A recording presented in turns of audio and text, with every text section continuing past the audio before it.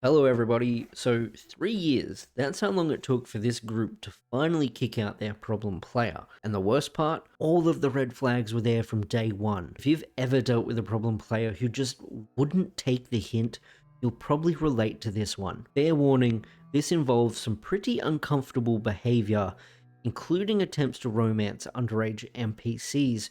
So if that's not your thing, I totally understand. But if you want to hear how bad it got before the group finally said enough, let's jump in. This one is less a single story and more a series of incidents with a person I used to call a friend, but whom I now kind of wish I'd never met. Truth be told, I've probably made some mistakes in handling this situation, but these realizations honestly came slowly over months and years of playing with this guy, with the fact that he was a good friend before blunting the edge of his antics to some degree. Regardless, hope this is entertaining, at least for some of you. The important people are the following, names changed for reasons of privacy. Narcissus, the main character of this story, and in his hopes, every story. Hera, Narcissus's wife, an occasional toady, nice girl, pretty creative, but occasionally acts as if she has no mind of her own, save for what Narcissus tells her. Hephaestus, friend of mine, fantastic player and GM, but way too nice and has a problem confronting people, even over very rude behavior. Dionysus, other friend of mine, pretty easygoing and chill, pretty much comes to play and have fun, was annoyed by Narcissus's antics, but only said that to Hephaestus and me at first. Orpheus, less relevant person, only involved in the second incident. He's a decent player and GM who likes to run very complex stories. This story had been going on for about 3 years and involved several campaigns in several systems, but the main problems of Narcissus that I will showcase through them are the following. He's got a terminal case of protagonitis, aka main character syndrome. He always wants to be in control, be it as a GM or even as a player, to the point of actively trying to hijack other players' scenes and narrate his own scenes with complete control. Treats rules as more of a guideline, by which I mean he only cares about them when he can hype his PC or NPCs up with them. Has some very creepy tendencies concerning underage drinking and hooking up, and has gotten pushy on these topics several times over the years, creeping all of us out. When confronted with the above problems, his usual MO is to ignore the confrontation, try to move on, misdirect, or just flat out ask me to, please let's move on and not talk about this. Now what I've just detailed here is pretty bad, I know, and even the following stories seem pretty open and shut for Narcissus to have gotten the boot way earlier. And that is true. It might be our mistake that we still associated with Narcissus up until about 2 months ago. We were blinded by the fact that he was a longtime friend we all liked for some reason, and his antics didn't come in big, obvious shots like a regular horror story jerk. He had major incidents, but those seemed like isolated cases and his excuses seemed sound at first. Incident 1. Monsterhearts, 2nd edition. The first time I got confronted with Narcissus's tendencies was during a short story of Monsterhearts 2nd edition he ran. Now Monsterhearts is a generally looser PBTA based system about teenage monsters struggling with the troubles of being a teenager and of being, well, a monster. I chose the Hollow character and made her into a porcelain doll who turned into a real girl after a lonely child wished for a big sister, thus bringing my character into existence. Thing is, the Hollow is meant to be nearly emotionless, unable to understand humans that well, so my character almost acted like a bodyguard to her little sister. And the sister knew this well, though she still treated my character with trust and friendship. This will be important later. Now before this, I had played with Narcissus a bit and he seemed fine, but this was the first time he'd actually GM'd for us. Hephaestus, Dionysus, Hera, and I all made our characters and began playing. The main story idea? Students preparing for a Halloween party and encountering strange mysteries of their gothic castle of a live-in school. Sounded pretty good, but turned out to be anything but. For one, how do I put this? Nothing happened.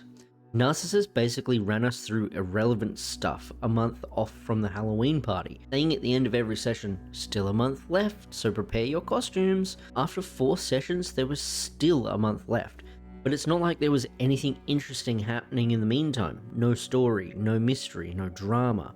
Just tiny fluff scenes that could have been fun as side scenes, but they were completely irrelevant to our characters. Now, Monsterhearts is based on and can go well with teenage drama driving the plot, but there wasn't even that here. Just nothing. In addition, Narcissus targeted Dionysus's character and picked on him with similar irrelevant stuff.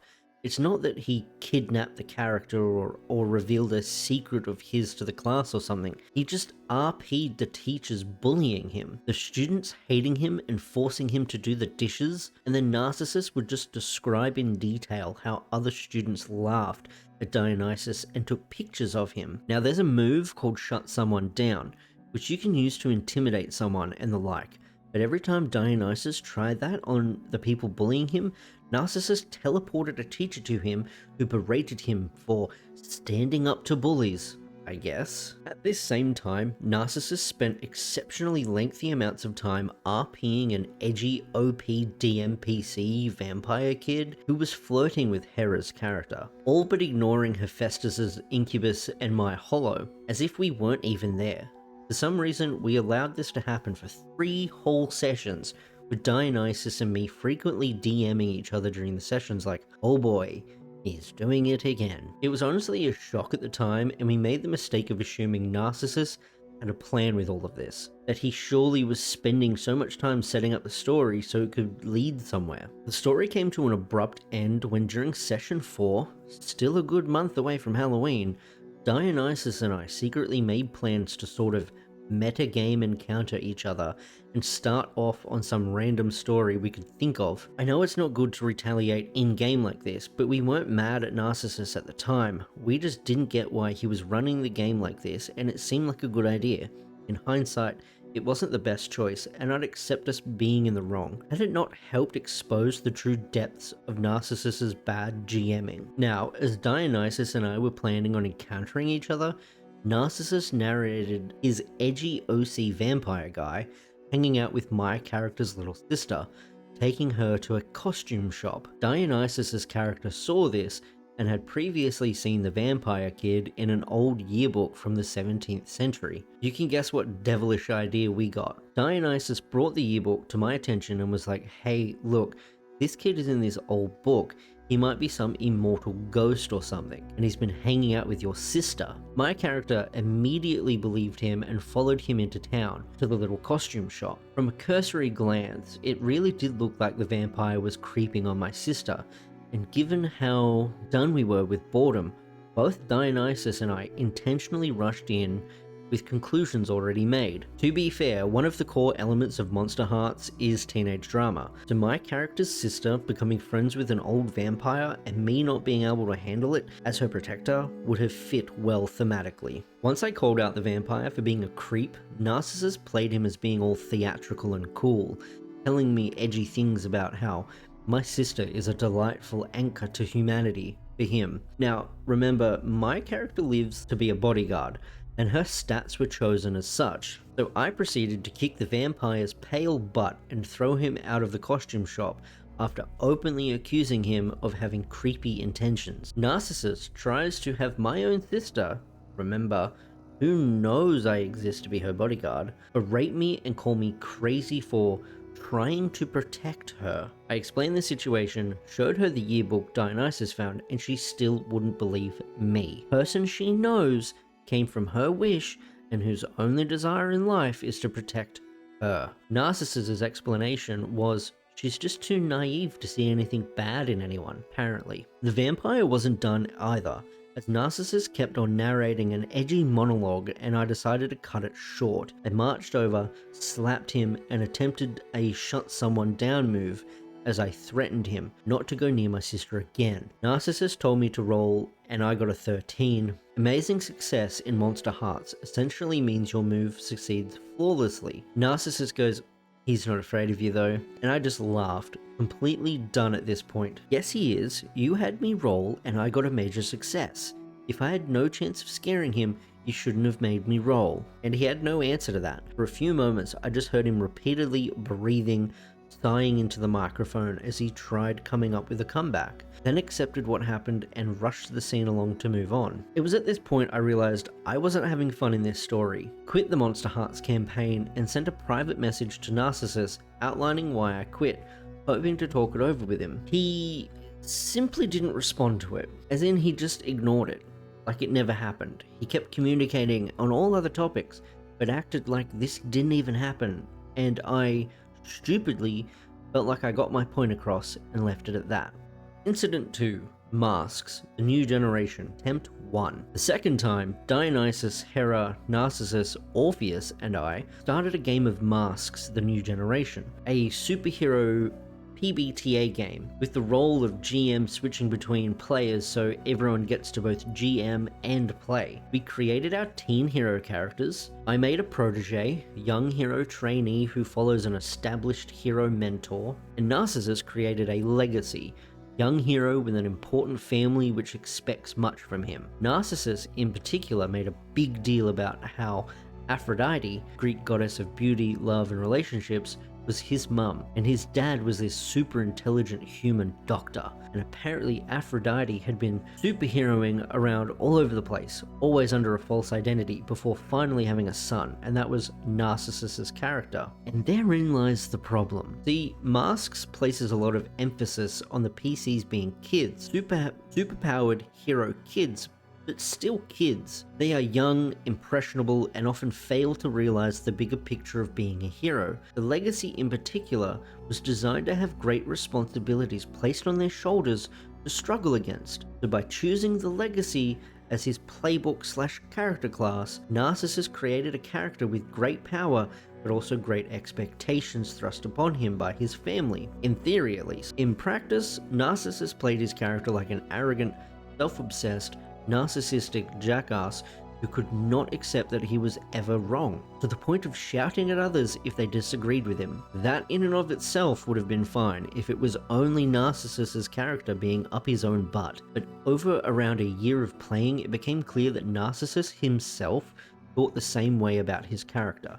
He played his character as if he was already a mature, established demigod hero in the city, not the kid still getting used to his powers and duties as a hero. Over about 20 separate sessions, he invaded several people's private scenes to brood about the responsibilities of gods, made up random details about NPCs that the current GM did not agree to, and then roleplayed with those NPCs according to his random insertions, actually shouted at Dionysus to the point of peaking his mic when Dionysus dared to try and go against any of Narcissus' plans, whined several times when a failed roll made his character lose a fight, exclaiming, "Surely my divine powers are strong enough to make me win," threw a tantrum whenever NPCs didn't do as he said, either because his suggestions were illogical or because he failed the roll to convince them, stepped away from us to specifically mope in solitude, then complained when our characters didn't go see him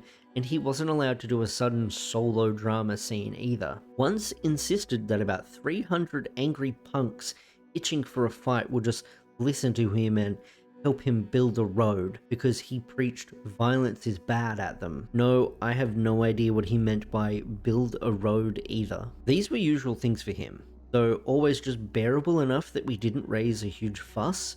However, I'd like to emphasize 3 specific situations which made me begin to realize that Narcissus wasn't such a good player or friend to be around. First time was when Narcissus GM'd a short intermission between 2 other GM stories, and he decided to make it a family grill party at his dad's house. Sure, that was fine, but then he narrated his dad bringing out whiskey, wine, and beer to characters who were at the oldest 16 years old. IRL, we were all in our 20s and 30s, but our characters were still teenagers. Dionysus, true to his name, dove in and played up the teenage drunk idea in a pretty funny way, even saying his character downed the absinthe Narcissus's dad brought in after the wine. I abstained, saying my character was a responsible student and hero, and he considered this to be inappropriate. So did I as a player, but I foolishly stayed silent about that part. Narcissus apparently didn't like that my character wasn't getting drunk off his ass and began to narrate his dad pressuring me. "Come on, this will make you a man. Come on, your friends are drinking, it'll be fun." I tried to get out of this by miming that I'm taking a drink, but then dumping the alcohol into a houseplant and saying that it tasted bad. They wouldn't give me more. I even rolled for this and got above a 10, clean success. But suddenly, Narcissus's OP NPC goddess mummy appears and hits me with, "Why are you being so rude?" After my justified, "What?" she added, "Why aren't you drinking the drink we offered you?" "I just did, ma'am," I said, but she wouldn't relent, and I started to realize it wasn't the characters wanting mine to drink, but Narcissus himself trying to force some weird fetishized version of underage drinking on us. He was particularly insistent about us boozing up, like that was the point of this chill downtime session. The second instance was kinda connected to this, at least in terms of my suspicion about Narcissus having some strange intentions. See, my character had a middle schooler little sister, based off my IRL little sister, whom I adore, who became our fan and started making posters of our hero identities and spreading our fandom. At one point, Orpheus even narrated me finding a poster of Dionysus's character in her room, which naturally led to a cute, funny, "Oh, you're into him, huh? Get out of my room, stupid big brother," scene that we all love. Well, Narcissus apparently decided, without consulting Orpheus, who was running the story at the time, that he was the one my little sister actually liked, and in one group hangout scene just casually dropped to my face, "Oh yeah, your sis is a really big fan of mine. I mean, she basically lives her life by my standard. She even dyed her hair blue to fit my style." His character also had blue hair. I replied that Orpheus would be the one to decide this, but Narcissus kept insisting that my sister was actually in love with him and had blue hair now, and I had to openly tell him to stop before asking Orpheus, who confirmed that Narcissus was wrong. The final thing related to this game was when I decided to change characters. I still liked my protege, but he just wasn't fit for the vibe the party was giving off, so I had him leave the group to join another with his mentor. Then came my star character, a fun-loving, energetic amateur singer and social media celebrity who saved people from a house fire 1 minute, then posted a sooty selfie to Twitter with #SavingLives immediately after. She was meant to slowly realize that being a hero was about more than just fame and learn to take her heroic duties more seriously. Orpheus liked my character and decided to use an online tool to make a bunch of fake tweets and Facebook posts about her and other hero news before she was even added, as a sort of build-up to her first appearance, posting them into the group chat between 2 sessions. Narcissus and Hera, for some reason, despised her before she even properly appeared. After Orpheus added a tweet by an in-game celebrity praising my new character for a small singing performance she did at a music festival, the two went off on her in the text channel. Narcissus and Hera both criticized how media always pays attention to girls with half their chest out for the camera, which wasn't true for my character. Said my character was a worthless media-obsessed freak for posting about how she saved people, and most insultingly, they called her a brainless stripper and a glossy little whore, saying she probably performed oral sex on the guy who promoted her in the tweet. I got upset at this. To add salt to the wound, Narcissus texted me days later to apologize for something completely unrelated and frivolous that had almost nothing to do with me in the first place. A sort of, "Oh, sorry, I rambled so much about this to you" apology. I asked if he would apologize for this.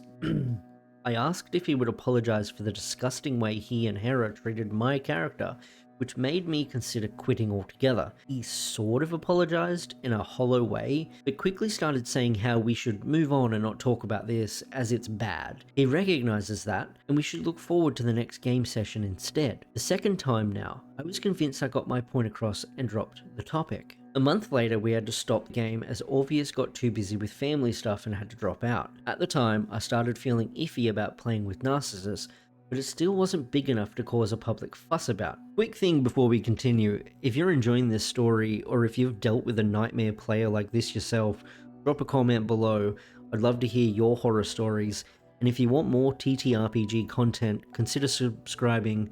Anyway, back to the chaos. Incident 3. Masks, the New Generation, Attempt 2. After Orpheus had to quit the game, we decided to invite Hephaestus in and start the game anew, as 2 of the starting characters already dropped out, and now with a new one coming in, it'd be a nightmare to reorganize. PCs having common backstories and relationships from before the start of the game is a pretty big thing in Masks. Narcissus brought a newborn this time, a character who was basically freshly created, and while he knows some stuff about the world, he doesn't understand most of it. Basically a kid version of Vision from the MCU. Dionysus brought a Transformed, a character who can't fit into normal society because his powers transformed his body into something inhuman looking. Hephaestus meanwhile decided to play a soldier, a member of a secret government organization who was sent to infiltrate our teenage hero group to report on our activities while helping us. Basically a shield agent. Last but not least,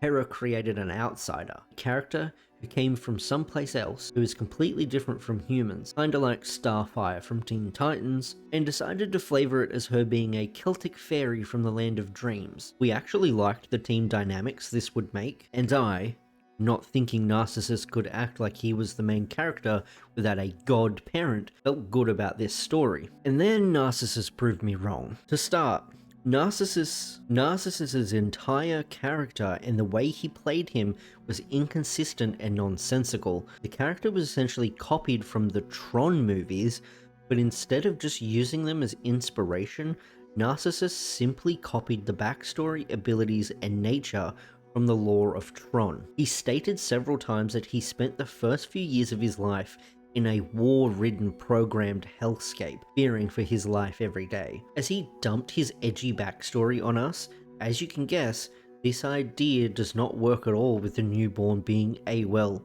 newly created being. I called him out on this several times, both as player and as GM, but he kept dropping hints of his epic backstory during the war between programs. What's worse, he outright refused to utilize the newborn's pretty interesting character gimmick. See, the newborn gets little fillable sentences called lessons that he learns from other characters and bases his own actions on them.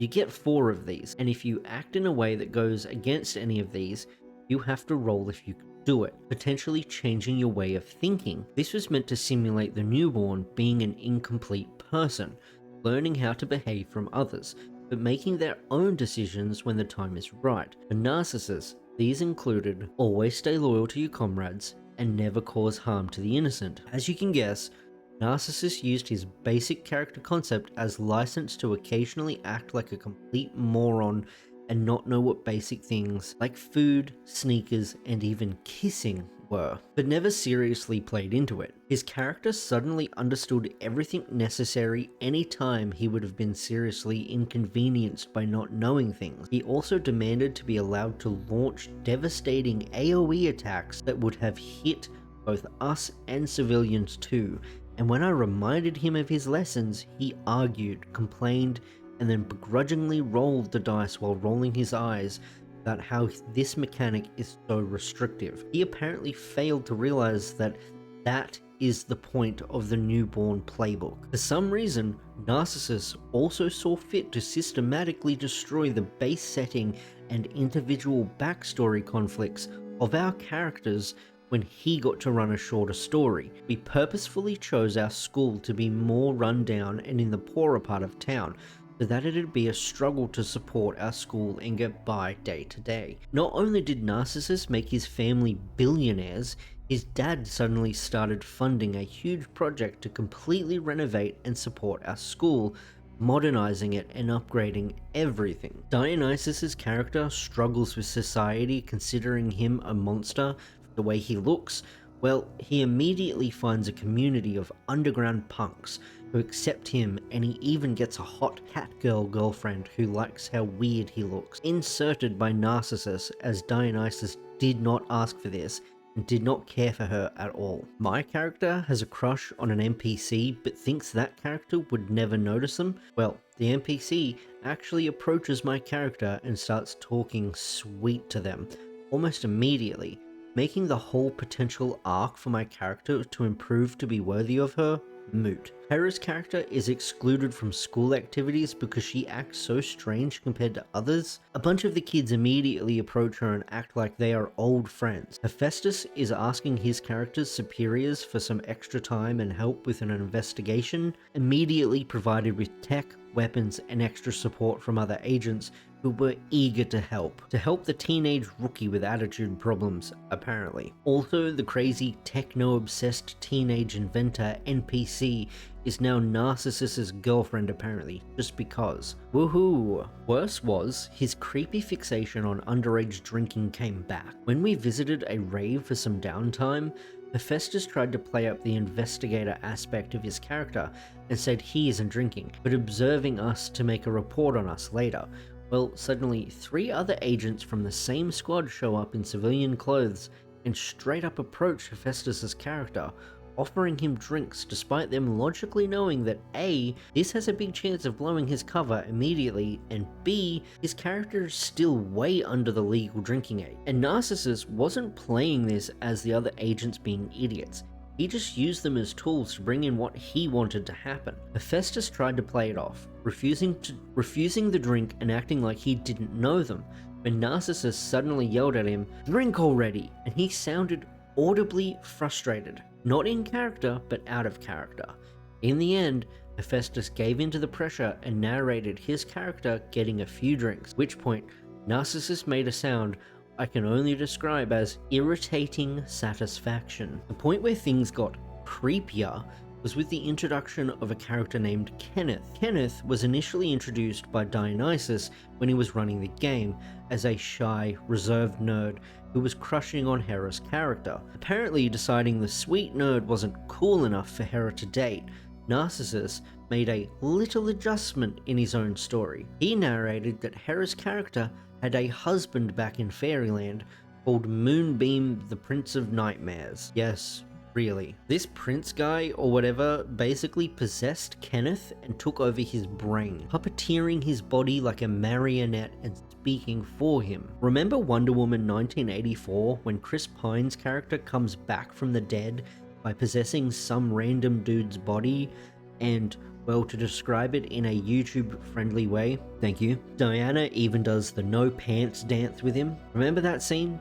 Remember how unintentionally horrifying and controversial it was? Yeah, imagine that, but arguably worse. At least Chris Pine's character was a nice guy and his name didn't include Prince of Nightmare as a literal title. Not to mention the guy he possessed was an adult. Dionysus and I called Narcissus and Hera out as creeps, to say the least, and both Narcissus and Hera fiercely defended the idea for some reason. Oh no, Kenneth isn't possessed. They're sharing a body, and Kenneth actually likes it. Was one of the best / worst excuses for a timeless fae deity possessing the body of a 15-year-old boy to play hooky with his wife. Hera's character wasn't even possessing anyone, she was just there. So I don't know why this was necessary for Moonbeam to do. There were also the usual scene interruptions, whiny attempts at self-narration, occasional complete disregard for the game's rules so Narcissus can save the day by himself, etc. But the moment that united Hephaestus, Dionysus and me in the decision to have a serious talk with Narcissus was both surprisingly similar to his usual antics and yet outrageously new at the same time. After Hephaestus' character got a new mission of capturing a rogue agent from his organization, he decided to come clean to the team about his secret real job. He wanted to be honest with his newfound friends, and even knowing that he might be hated for it, he wanted to tell us everything. I was GMing at the time and gave him the opportunity, so his character invited the others over to his place and then began an honestly pretty heartfelt and emotional speech about how much our characters mean to him and how he doesn't want to lie to us anymore. The guy has serious talent, and I was so happy for him, then became incredibly angry when the next thing happened. Hephaestus was still narrating how his character asked us to understand him even if we can't forgive him, when suddenly Narcissus bellows that his character runs out of the room and slams the door so hard it snaps off the hinges. I was about to say, okay, you do that, and give the limelight back to Hephaestus, but Narcissus continued interrupting me. I walk out of the building, sit down on the pavement and shed some tears about how the world is cruel and humans are evil creatures. On and on he went, or at least tried to desperately. I had to yell to interrupt him. He was so convinced that this was suddenly his scene now, and he could just shift the focus away from Hephaestus. Hephaestus himself later told me he was so shocked he first actually accepted this random scene shift and said my interruption was what gave him the confidence to continue. He in particular suffered a lot of Narcissus's scene interruptions in this game, but this was the first time Narcissus didn't simply teleport himself to where the plot was happening, but actually tried to force me as the GM to shift the camera at him. For me, this was the final nail in the coffin. I sent a DM to Narcissus outlining my problems in this game specifically, and asking what he thinks we can do to fix them. I particularly called his attention to ignoring his character's own rules, ignoring other players' time in the spotlight, and attempting to ignore GM decisions. What he wrote in response was half shaky in-game justification to the out-of-game attitude problems I brought up, and in the half he couldn't do this, he basically said, "Yeah, I have an issue in that.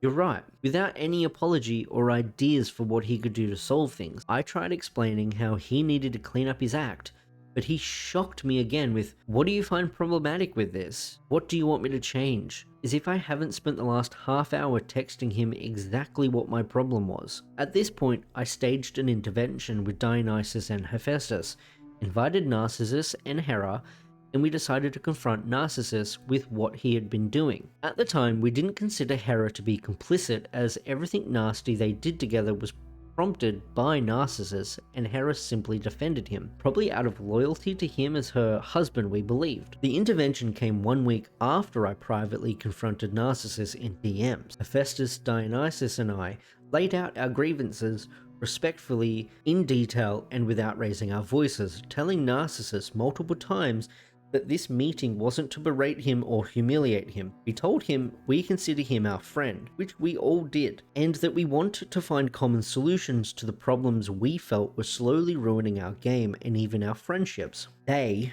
completely stonewalled us. I could barely believe it, can barely believe it right now thinking back. With each problem we outlined, we gave Narcissus time to reflect and respond and asked Hera her own opinions on the topic. Narcissus either kept completely silent for uncomfortable amounts of time, literally 2 whole minutes of straight silence after we asked what his opinion was, or stuttered out some crappy excuses he tried to feed me before until I shut him down and told him to stop giving us forced in-game excuses when it was his out-of-game attitude that was the problem. Not to mention that I talked to him separately just a week before, and yet he acted like this was sprung on him out of the blue. It was baffling. What caught me off guard even more was Hera's reaction being very similar to Narcissus's own, either staying completely silent and only sighing into the microphone, or bringing up a ridiculous excuse occasionally. It was awkward as heck, and instead of any solutions, we just ran around in circles, with Narcissus trying to feed us more crap about how his character is deep and what his character would do, and us telling him to stop misdirecting the discussion. The next 2 things that happened hit me like a flashbang to the face. For one, Hera suddenly asked me plainly, "So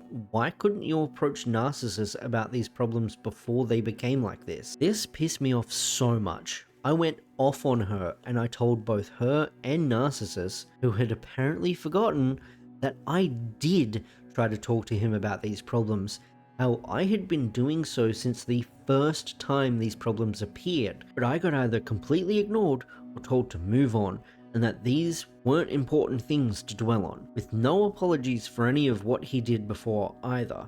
This shut her down completely, and finally got a weak, struggling apology from Narcissus. Sounded like it physically hurt him to say the word sorry. But 2, after I went off, Narcissus suddenly tried to throw his supposedly beloved wife under the bus by saying, in my defense, the Monsterhearts game was all her idea. She wanted it. I was dead tired at the time, but she really wanted to play. And you know how much I can't say no to her. I married her after all. This made me nearly cringe myself to death right then and there. In the end, the intervention achieved one thing. It made me realize that some people just can't be saved from their own selfishness. While no, people should not be judged solely on their worst acts in life.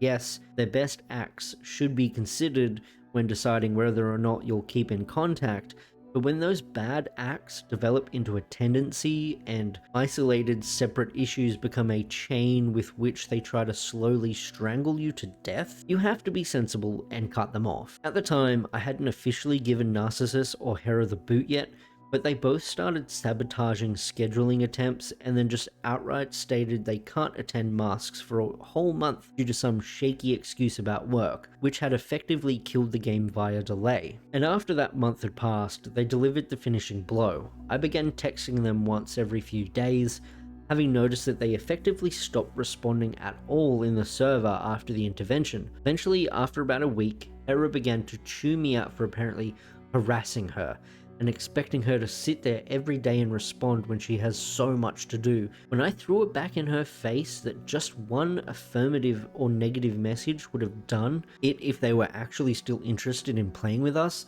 Narcissus tagged back in and berated me for not respecting his wife's situation and making them feel uncomfortable, which prompted them both to immediately quit the server apparently. I almost felt bad, but then noticed that Narcissus and Hera both quit. All other game servers where either Dionysus, Hephaestus, or me were involved, effectively pulling a complete scorched earth strategy on all three of us, and effectively revealing that this had been coming ever since the intervention. They were just lucky I started pushing the issue, and thus gave them the casus belli to quit, because I was harassing them. What I don't understand to this day is who they were trying to fool. We knew they were quitting because of the intervention. They likely knew that they couldn't fool us that easily by dropping one message of "it's your fault." So I don't know what that was for. So yeah, 3 years, 3 campaigns, and way too many ignored red flags. The big takeaway here, if someone shows you who they are in session 1, believe them. Don't wait 3 years hoping they'll change. And honestly, this isn't just about Narcissus. It's about how the group enabled the behavior by not setting firm boundaries early on. We've all been there, wanting to be nice, not wanting to rock the boat. Sometimes you've got to protect your table. If this story resonated with you, let me know in the comments. Have you ever had to kick a problem player? How did you handle it? I genuinely love to hear your experiences. Thanks for watching, and I'll see you next time.